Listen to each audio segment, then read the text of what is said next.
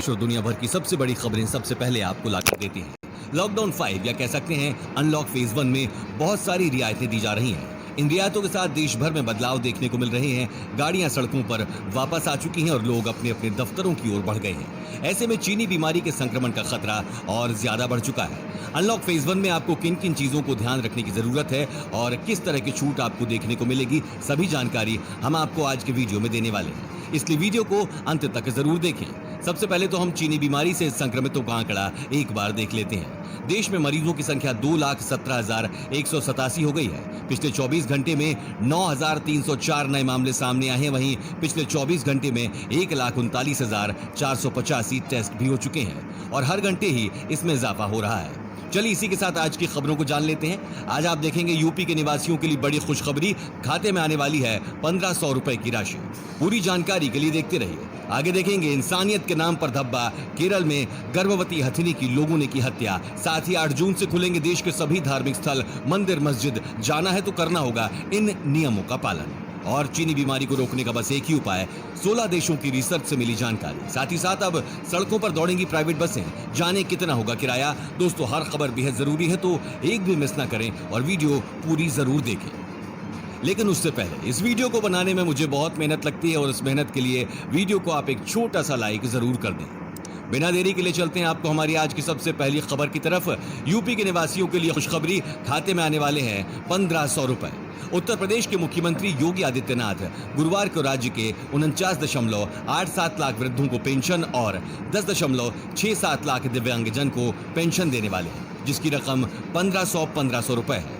वो आज इस रकम को उनके खाते में सीधे ट्रांसफर करेंगे। इस पेंशन में 1000 रुपए प्रधानमंत्री गरीब कल्याण योजना के तहत मिलेंगे और अन्य 500 रुपए की रकम मासिक पेंशन की होगी। वहीं यूपी सरकार ने हाल ही में लगभग 4 करोड़ घरों का सर्वे किया था। बता दें कि चीनी बीमारी से लड़ने में मुख्यमंत्री योगी आदित्यनाथ काफी सतर्कता दिखा रहे हैं। मुख्यमंत्री ने महामारी से लड़ने के लिए स्वास्थ्य विभाग को अपना सरकारी प्लेन तक सौंप दिया है, ताकि विभाग महामारी से लड़ने के लिए गोवा से कुछ महत्वपूर्ण मशीनों को ला सके, जिनकी राज्य को बहुत जरूरत है। इंसानियत के नाम पर धब्बा, केरल में गर्भवती हथिनी की लोगों ने की हत्या।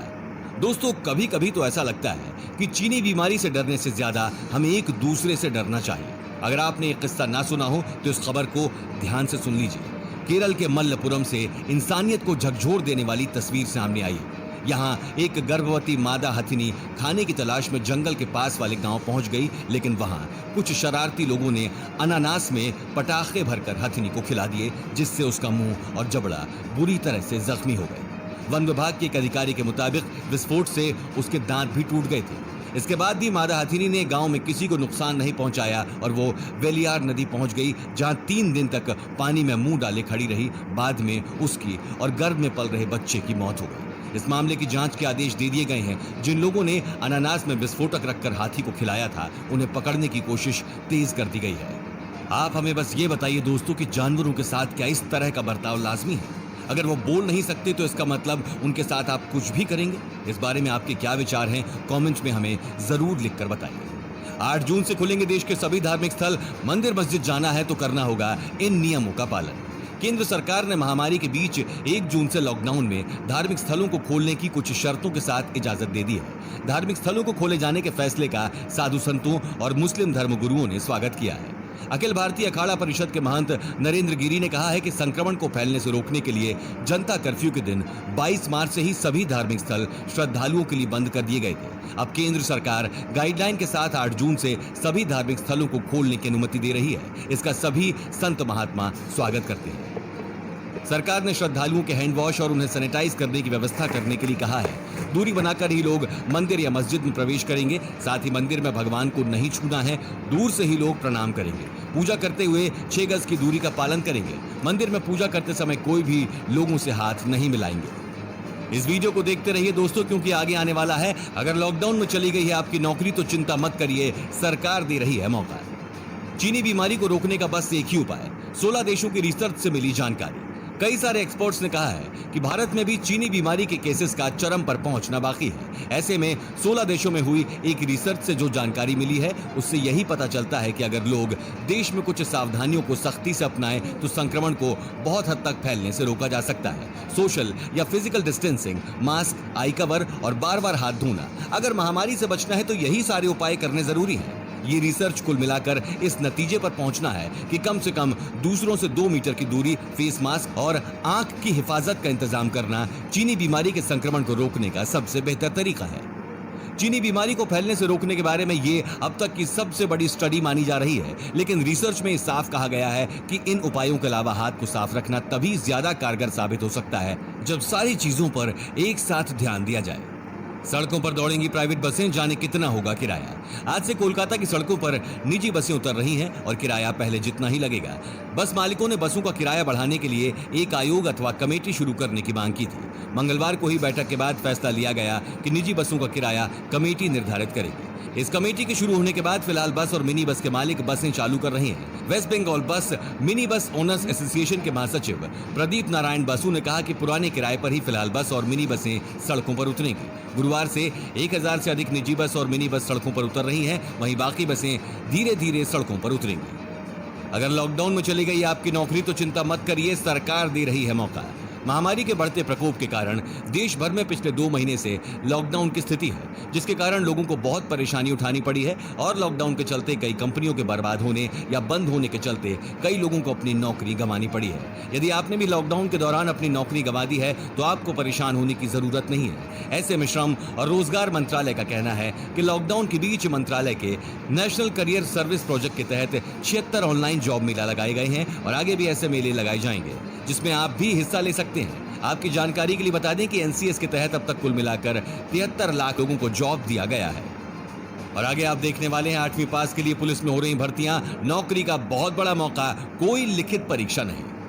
राजस्थान, मध्य प्रदेश के बाद उत्तर प्रदेश, महाराष्ट्र और उड़ीसा में अब टिड्डियों का खतरा है। महामारी के बीच पाकिस्तान से राजस्थान होते हुए मध्य प्रदेश, उत्तर प्रदेश और उड़ीसा में टिड्डियों के हमले से परेशानी बढ़ गई है। उड़ीसा में ड्रोन से कीटनाशक का छिड़काव कर इन्हें मारने की तैयारी चल रही है। वहीं सबसे अधिक प्रभावित राजस्थान में ड्रोन के बाद हेलीकॉप्टर से कीटनाशक का छिड़काव कर इन्हें खत्म किया जा रहा है। इसके अलावा 120 सर्वे यंत्र और 810 ट्रैक्टरों से कीटनाशक का छिड़काव हो रहा है। राजस्थान के 33 में से 22 जिलों को टिड्डियों ने अपनी चपेट में ले लिया है। इसका सीधा असर खाद्य सुरक्षा और रोजी रोटी पर पड़ेगा।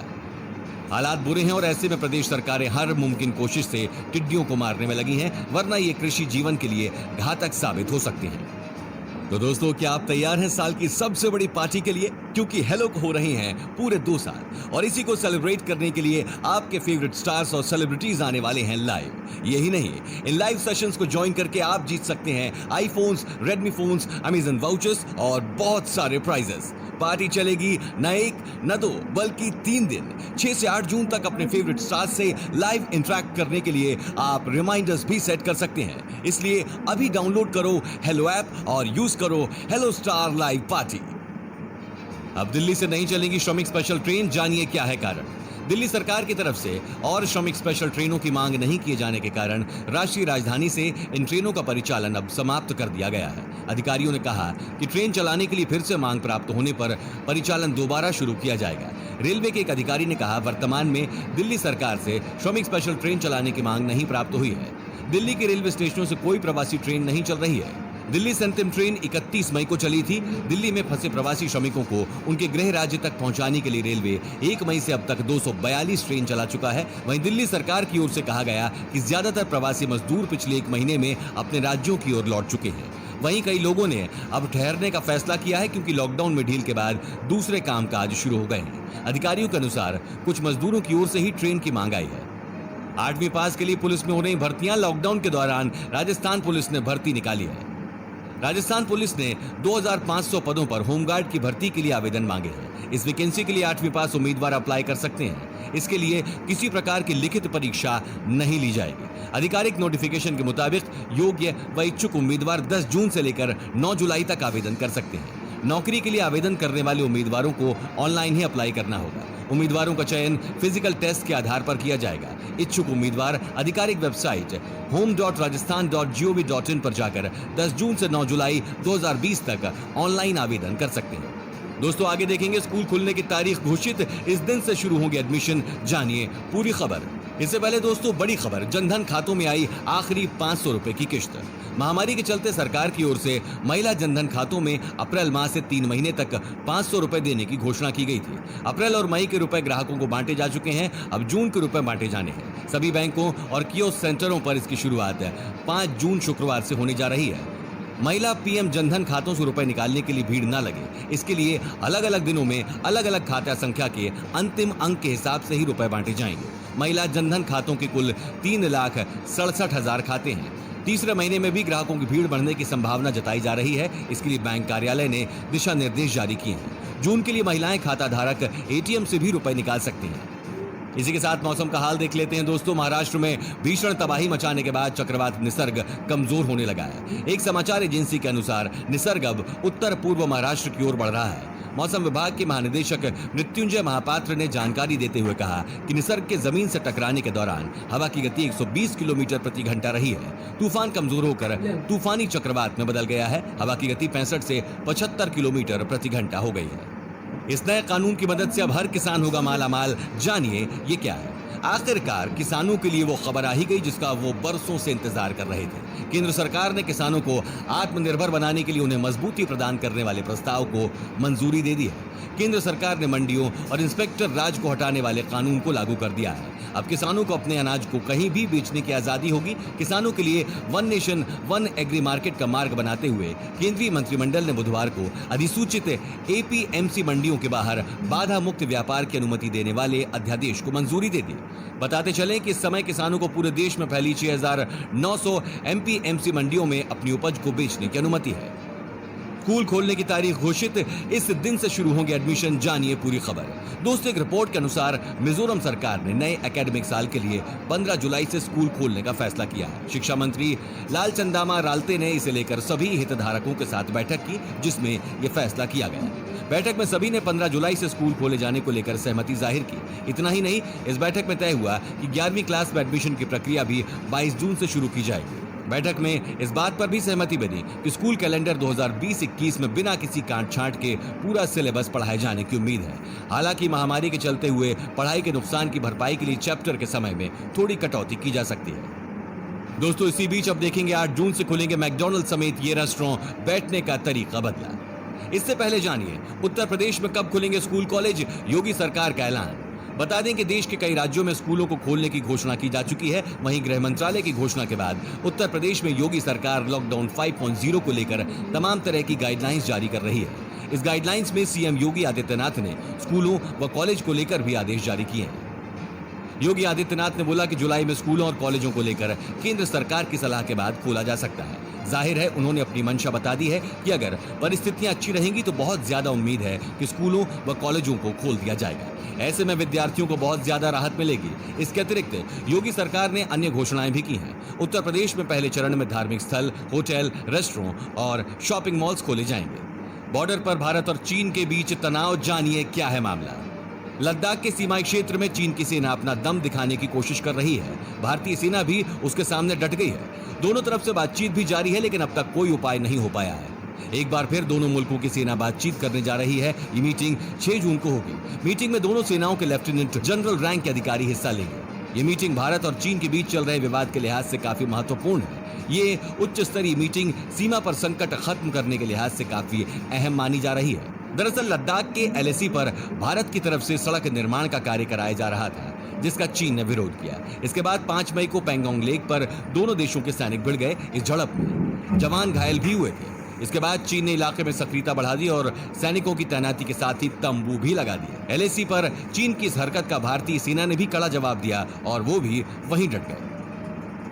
8 जून से खुलेंगे मैकडॉनल्ड समेत ये रेस्टोरेंट, बैठने का तरीका बदला। देश में 2 महीने से भी ज्यादा वक्त के बाद 8 जून से रेस्टोरेंट खोलने की इजाजत मिल गई है, लेकिन अब की बार जब आप खाना खाने बाहर जाएंगे तो आपको सब कुछ अलग दिखेगा। इसके लिए बड़े 5 स्टार रेस्टोरेंट अपनी तैयारी भी कर चुके हैं। लगभग सभी बड़े रेस्टोरेंट ने कम से कम कॉन्ट्रैक्ट के साथ खाना परोसने का फैसला लिया है। रेस्टोरेंट में आने के बाद आपको वेटर से ऑर्डर के लिए संपर्क ना करना पड़े, इसलिए बड़े रेस्टोरेंट पहले से ही ऑर्डर ले रहे हैं। सभी रेस्टोरेंट डिजिटल बुकिंग को बढ़ावा दे रहे हैं। ऑर्डर से लेकर पेमेंट तक सब कुछ आपके मोबाइल पर होगा। वहीं दोस्तों, अब महंगा हुआ गैस सिलेंडर, अब देनी होगी इतनी कीमत। भारत की तेल कंपनियों जैसे HPCL, BPCL और IOC आदि ने बिना सब्सिडी वाले गैस सिलेंडरों की कीमत बढ़ा दी है। ऐसे में अब बढ़ी हुई नई कीमत 593 रुपए हो गई है। दिल्ली में 14.2 किलोग्राम के गैर सब्सिडी वाले LPG सिलेंडर 11 रुपए 50 पैसे प्रति सिलेंडर महंगे हो गए।